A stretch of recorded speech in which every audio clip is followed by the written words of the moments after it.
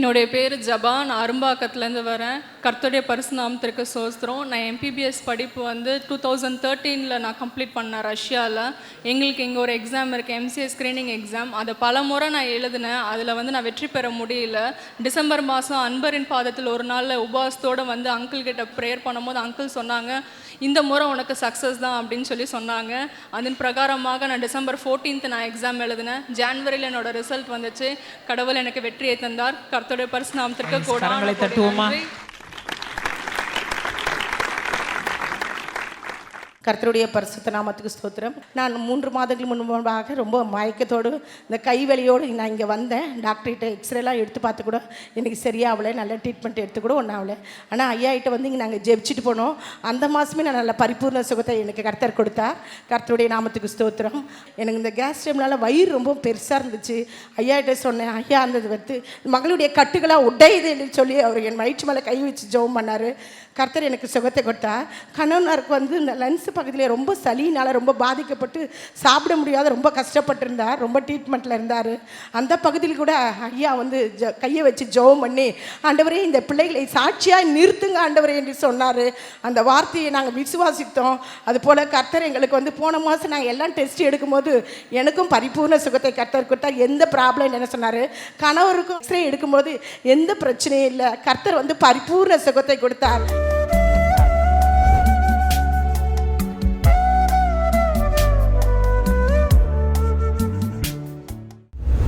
கிறிஸ்துவுக்குள் மிகவும் பிரியமான எனதர்மை சகோதர சகோதரிகளே, நம்மை சிருஷ்டித்தவரும் நம்மை உண்டாக்கினவரும் நம்மை ஒருபோதும் மறந்து போகாதவருமாகிய இயேசு கிறிஸ்துவின் இணையற்ற நாமத்தினாலே உங்கள் எல்லாரையும் வாழ்த்தி ஆசீர்வதிக்கிறேன். அல்லேலூயா. இந்த நாளிலும் ஆண்டவருடைய பாதப்படியில் அமர்ந்து, ஆண்டவரே நீர் என்ன மங்கள வார்த்தை சொல்ல விரும்புகிறேன், தேவ சமூகத்தில் காத்திருந்த பொழுது இன்றைக்கு உங்களை ஆசீர்வதிக்கும்படி பரலோகம் முன்குறித்த மன்னா வாசிக்கலாம். உபாகமத்தின் புஸ்தகம் 11ஆம் அதிகாரம் 12வது வசனம் இப்படியாய் சொல்லுகிறது. வாசிப்போமா? அது உன் தேவனாகிய கர்த்தர் விசாரிக்கிற தேசம். அது உன் தேவனாகிய கர்த்தர் உன்னை விசாரிக்கிற தேசம். வருஷத்தின் துவக்கம் முதல் வருஷத்தின் முடிவு மட்டும் எப்பொழுதும் உன் தேவனாகிய கர்த்தரின் கண்கள் அதின் மேல் வைக்கப்பட்டிருக்கும். ஆண்டவருடைய கண்கள் ஒரு மனுபுத்திரனை நோக்கி பார்க்கிறது. அவருடைய இமைகள் அவர்களை சோதித்து அறிகிறது.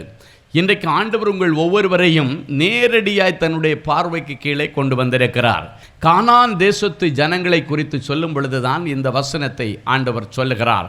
இந்த கானான் தேசம் ஆண்டவருடைய பிள்ளைகளை ஆண்டவர் விசாரிக்கிற தேசம். எல்லா தேசத்தில் இருக்கிற ஜனங்களை காட்டிலும் இந்த கானான் தேசத்து ஜனங்கள் மேலே ஆண்டவருக்கு ஒரு விசேஷித்த அன்பு. ஏன்னா அந்த கானான் தேசத்திலே தான் இஸ்ரவேல் ஜனங்களை கர்த்தர் கொண்டு போய் குடி வைத்தார். இந்த நாட்கள் வரைக்கும் உன்னுடைய வாழ்க்கையில் ஒரு வனாந்தரமான வெற்றிடமான வாழ்க்கை உன்னுடைய வாழ்க்கையில் இருந்திருக்கலாம், உன்னுடைய குடும்பத்தில் இருந்திருக்கலாம். ஆண்டவர் இன்றைக்கு கானான் தேசத்தின் மீது எப்படி தன்னுடைய கண்களை பதித்து கானான் தேசத்து ஜனங்களை ஆண்டவர் எப்படி அதிகமாய் நேசித்தாரோ அதே போல் அவருடைய கண்கள் உங்கள் மேலே பதிந்திருக்கும்.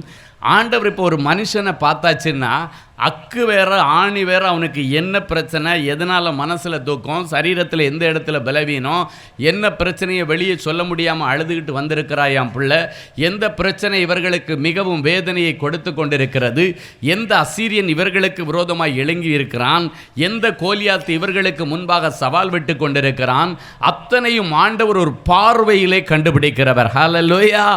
அப்படிப்பட்ட கண்கள் தான் இன்றைக்கு உங்களுக்கு நேராக நேரடியாய் பதிந்திருக்கிறது என்று ஆண்டவர் சொல்லுகிறார்.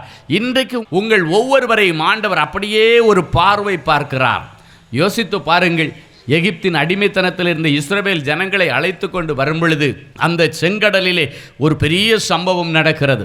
செங்கடலில் இவர்களை துரத்தி கொண்டு வருகிற அந்த எகிப்து ஜனங்கள் நிமித்தம் இவர்கள் மிகவும் வேதனைப்பட்டு, ஐயோ மறுபடியும் நாம் இந்த அடிமைத்தனத்திற்குள்ளே போய்விடுவோமா, மறுபடியும் நம்மளை சிறைபிடித்து கொண்டு போய் விடுவார்களா, மறுபடியும் அந்த கஷ்டமான சூழ்நிலைக்கு நேராக நாம் தள்ளப்பட்டு விடுவோமா, இப்போதானே ரிலீஸ் ஆகி வெளியே வர்றேன்னு கொஞ்சம் சந்தோஷப்பட்டோம். அற்ப சந்தோஷப்படுறதுக்குள்ளால எகிப்தினுடைய இராணுவ பாவம் நம்மை பின்தொடர்ந்து வருகிறது என்று அவர்கள் கண்ணீரோடு தேவ சமூகத்தை நோக்கி பார்த்தார்கள். தன் இஸ்ரவேல் ஜனங்களுடைய கண்ணீரை கண்ட அடுத்த நிமிஷத்திலே இந்த சேனையை ஒரு பார்வை பார்த்தார். வேதம் சொல்லுகிறது அந்த சேனை கலங்கடிக்கப்பட்டது. ஹல்லேலூயா! என் அன்பு தேவ பிள்ளைகளே, இஸ்ரவேல் ஜனங்களை நடுக்கடலில் ஆண்டவர் பார்க்கிறார், செங்கடலுக்குள்ளால பார்க்கிறார். செங்கடலுக்குள்ளால நின்று தத்தளித்து கொண்டிருக்கிறதை ஆண்டவர் கண்டார். கண்டு உடனடியாக பாருங்க, இவர்களை பார்த்த உடனே இவங்க பிரச்சனை என்ன, எதுக்காக இவங்க அழுறாங்கன்னு பார்த்தா, பின்தொடர்ந்து வருகிற எகிப்தின் ராஜாவாகிய பார்வோன் நிமித்தம் நமக்கு ஒரு கஷ்டமான ஒரு சூழ்நிலைக்கு நேராக போய்விடுவோமோ, மறுபடியும் சிறையிருப்புக்கு நேராக போய்விடுவோமோ என்று அவர்கள் அங்கலாய்த்து கொண்டிருக்கும் பொழுது ஆண்டவர் நேரடியாக இறங்கி ஒரு பார்வை பார்த்தார். அவ்வளவுதான், எகிப்தின் சேனை கலங்கடிக்கப்பட்டது. எகிப்தின் சேனையிலே அவர்கள் கொண்டு வந்திருந்த ரதங்களில் உள்ள உருளைகள் எல்லாம் கலண்டு ஓடினதாம். இவர்கள் எவ்வளவு வருத்தத்தோடு குதிரைகளை ஓட்ட முயற்சித்தும் அந்த குதிரைகள் ஒரு ஸ்டெப் முன்னால் எடுத்து வைக்க முடியவில்லை. அது மாத்திரமல்ல, அந்த எகிப்தின் சேனை சொல்லுகிறது, இவர்கள் கர்த்தர் இவர்களுக்காக யுத்தம் பண்ணி எகிப்தியருக்கு விரோதமாய் எழும்பி நிற்கிறார்கள், எனவே இவரை விட்டு ஓடிப்போவோம், இவர்களை விட்டு ஓடிப்போவோம். இந்த நாட்களுக்கு பிறகு உங்களை பின்தொடர்ந்து வந்த எந்த சேனையாயிருந்தாலும், எந்த தரித்திரமாயிருந்தாலும், எந்த பிரச்சனைக்குரிய ஒரு காரியமாயிருந்தாலும், எந்த கோர்ட்டு கேஸாயிருந்தாலும், உன் பிள்ளையை பின்தொடர்ந்து வந்து உன் பிள்ளையை அழிக்க நினைக்கிற எந்த தீய சக்தியாயிருந்தாலும், எந்த தீய மனுஷனாயிருந்தாலும், இனி அவைகளை தேடியும் காண மாட்டீர்கள். ஹல்லேலூயா!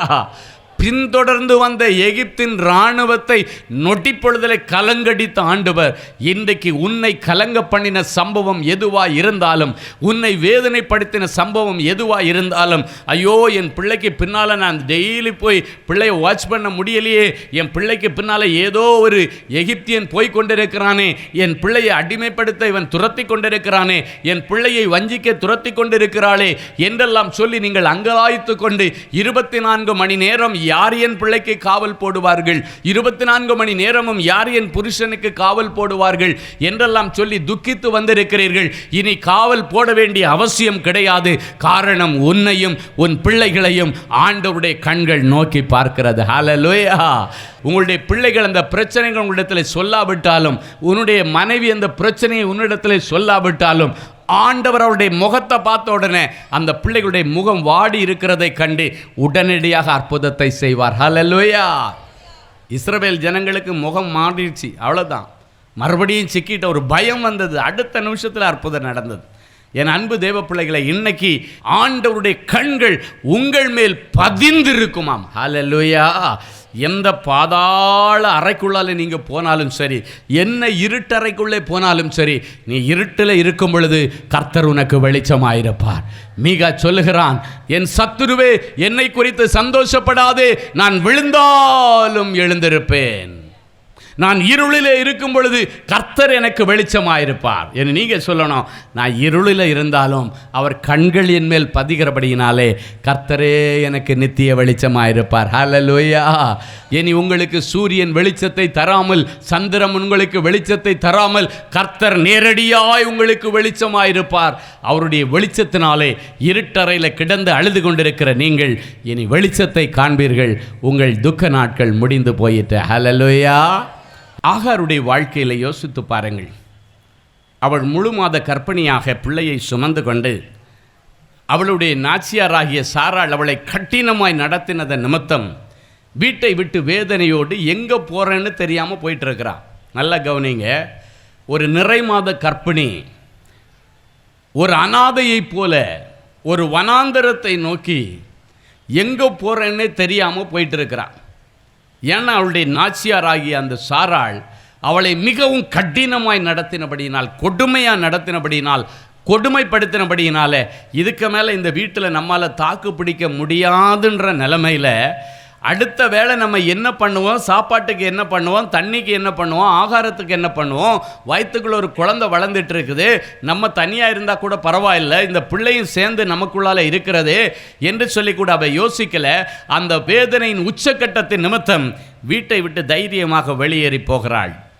அவள் போனதுக்கு பிறகு ஆபிரகாமாவது வந்து, எதுக்குமா கோவிச்சிட்டு போகிற, கொஞ்சம் வா இப்போ அப்படின்னு சொல்லி சமாதானப்படுத்தி கூப்பிட்டு வந்திருக்கலாம். ஆனால் அவன் கூப்பிட போகலை. அவளை சக்கையாக புழிஞ்சு வேலை வாங்கினா சாராள், சரிம்மா நான் கோபத்தில் ஏதோ ஒரு வார்த்தை சொல்லிட்டேன், இதுக்காக வேண்டி நீ வீட்டை விட்டு போயிடாத, வாமா நீ வாயும் வயருமா இருக்கிற, இந்த நேரம் போய் நீ வெளியே போயிடாத என்று சொல்லி அவளை கன்வின்ஸ் பண்ணி கூட்டு வந்திருக்கலாம். ஆனால் அந்த பாக்கியம் அவளுக்கு கிடைக்கவில்லை. யாருமே அவளை தேடி வரல, அவளை கண்டுக்கலை. நேரம் சொன்னால் அவளை கண்டுக்கிறதுக்கு ஆள் இல்லை. நீ இருந்தா இரு, இல்லைன்னா போனா போ. இன்றைக்கு நீங்களும் மற்றவர்களால் கண்டுகொள்ளாத ஒரு நிலைமையில் நீ இருந்தாலும் ஒன்று தான், இல்லைன்னாலும் ஒன்று தான், இருந்தா இரு, இல்லைன்னா போயிட்டே இரு என்று நீ வேலை செய்கிற இடத்துல உன்னிடத்தில் சொல்லி இருக்கலாம். நீ பணி செய்கிற இடத்துல இருக்கிறதுன்னா இரு, இல்லைன்னா போயிட்டே இரு. இல்லைன்னாச்சுன்னா நீ படிக்கிற இடத்துல படித்தா படி, இல்லை போயிட்டே இரு. வீட்டில் தாய் தகப்பனை இருந்தா இரு, இல்லைன்னா எக்கேடனை கெட்டு தொலை என்றெல்லாம் சொல்லி கொண்டிருக்கலாம். ஆனால் ஆண்டவர் அப்படி சொல்லுகிறவர் அல்ல. ஹல்லேலூயா.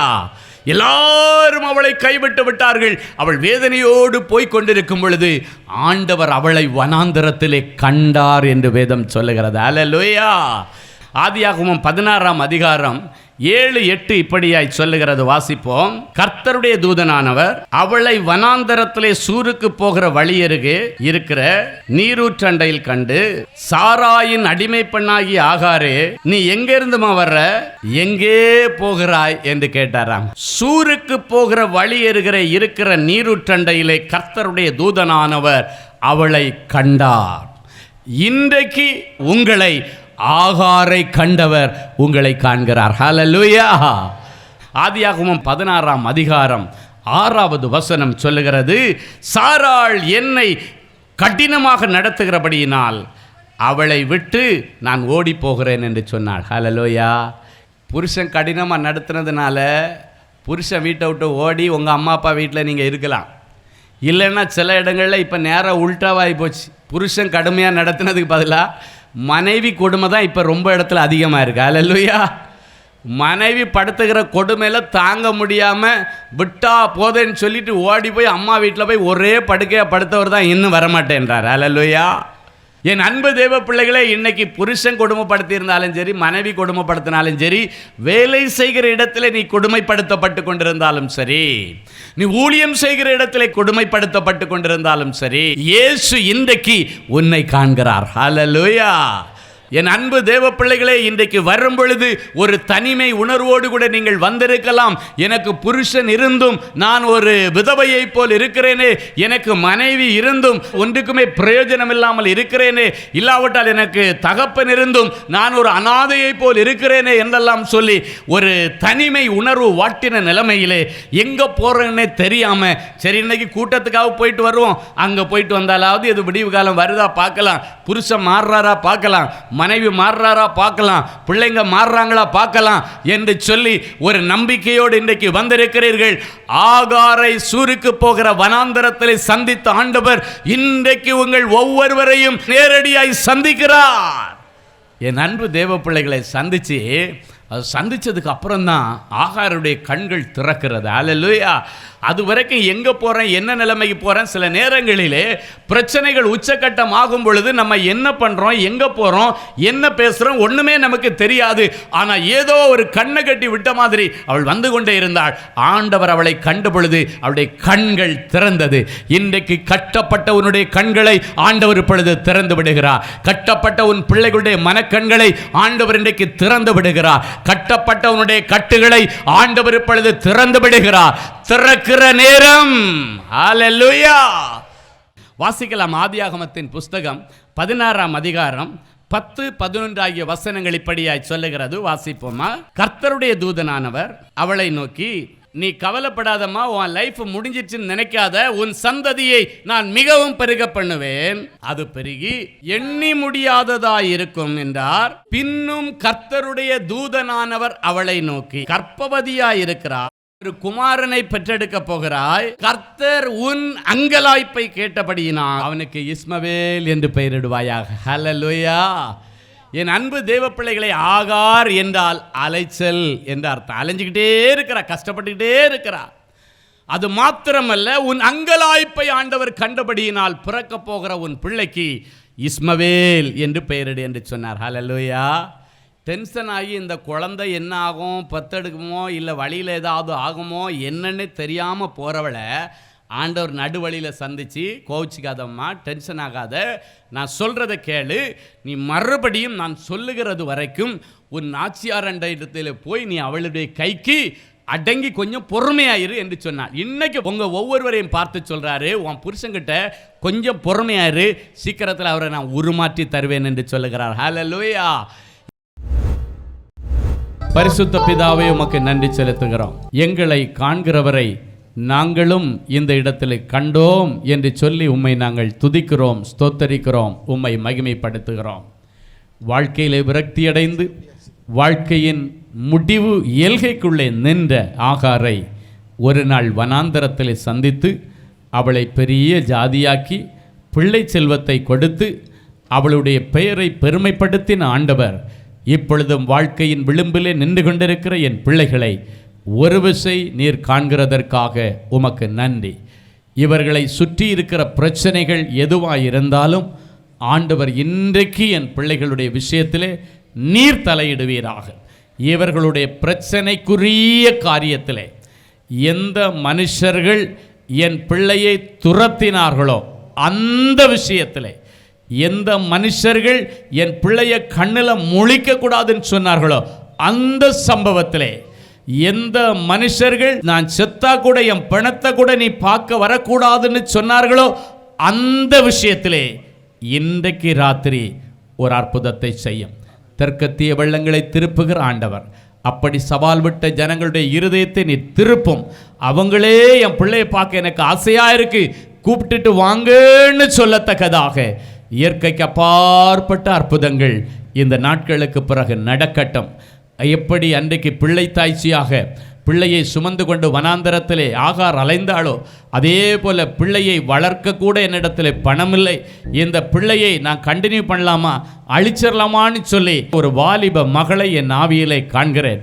இன்றைக்கு இருக்கிற வறுமைக்கு குழந்தை பிறந்தா பிள்ளைக்கு பால் கொடுக்க முடியாது, ஆகாரம் கொடுக்க முடியாது, 2 வருஷம் கழித்து பார்த்துக்கலான்னு சொல்லி இன்றைக்கு பேசி தீர்மானம் பண்ணி கொண்டு வந்திருக்கிற மகளே, இன்றைக்கு இயேசு சொல்லுகிறா, உனக்கு கோடி ரூபா சம்பளம் கிடச்சி நீ உன் பிள்ளையை வளர்க்கிறதை காட்டிலும் இயேசுவின் மேல் நம்பிக்கை வைத்து உன் பிள்ளையை கொண்டு போ என்று ஆண்டவர் சொல்லுகிறார். உன் பிள்ளை கற்பத்திலே வளரட்டும், அந்த பிள்ளை அநேகருக்கு ஆறுதல் செய்கிற பர்னபாவாய் இருப்பான் என்று அன்பு மகளுக்கு ஆண்டவர் கொடுக்கிற உத்தரவாதத்திற்காக ஸ்தோத்திரம். வனாந்தரத்தில் நீரூற்றை ஏற்படுத்தி ஆகாருடைய பிள்ளையை பிழைக்க வைத்த ஆண்டவர் உன் பிள்ளைக்காக ஒரு ஜீவ நீரூற்றை ஏற்படுத்துவேன், ஜீவனாம்சம் கிடைத்தால் போதும் என்று கேட்கிற மகளே, ஜீவனாம்சம் உனக்கு ஒன்றும் ஆகாது, உனக்கு ஜீவ நீரூற்றை நான் ஏற்படுத்த போகிறேன். நீ ஜீவனாம்சம் வாங்கி எத்தனை நாட்கள் சாப்பிடுவாய், எவ்வளவு உன் பிள்ளைக்கு நீ தாங்க முடியும் யோசித்து பார் மகளே. ஜீவனாம்சம் கேட்டு போராடி கொண்டிருக்கிற மகளே, இயேசுவின் நாமத்தினாலே இப்பொழுது உன்னுடைய எண்ணத்தை மாற்றிக்கொள். ஆண்டவர் உனக்கு ஜீவ நீரூற்றை கொடுத்து மறுபடியும் அதே புருஷனோடு கூட உன்னை இணைந்திருக்கும்படி இசைந்திருக்கும்படி செய்து ஆண்டவர் இந்த பூமியிலே பிள்ளையை வளர்க்க பண்ணுவேன் என்று ஆண்டவர் சொல்லுகிறதற்காய் கரங்களை தட்டி ஆண்டவருடைய நாமத்தை மகிமைப்படுத்துவோம். அன்பு தேவனுடைய பிள்ளைகளே, இந்நிகழ்ச்சியின் மூலம் நீங்கள் பெற்றுக்கொண்ட ஆசீர்வாதங்களை உங்கள் ஜெப விண்ணப்பங்களையும் அனுப்ப வேண்டிய முகவரி தேவனின் அன்பு ஊழியங்கள், எண் 340B பார் 1A 3B1 Vinayak avenue, OMR road, Okkiyam, Thoraipakkam, Chennai 600097. இது இந்தியன் ஆயில் பெட்ரோல் பங்க் எதிரில் அமைந்துள்ளது மற்றும் காக்னிசன்ட் டெக்னாலஜி சொல்யூஷன்ஸ் அருகிலும் அமைந்துள்ளது. மின்னஞ்சல் prayer@godsloveministries.co.in. எங்களது இணையதளம் www.godsloveministries.co.in. மேலும் 24 மணி நேர ஜெப உதவிக்கு 044-5457-999 மற்றும் 9941950999 என்ற எண்களுக்கு தொடர்பு கொள்ளுங்கள். கர்த்தர் தாமே உங்களை ஆசீர்வதிப்பாராக.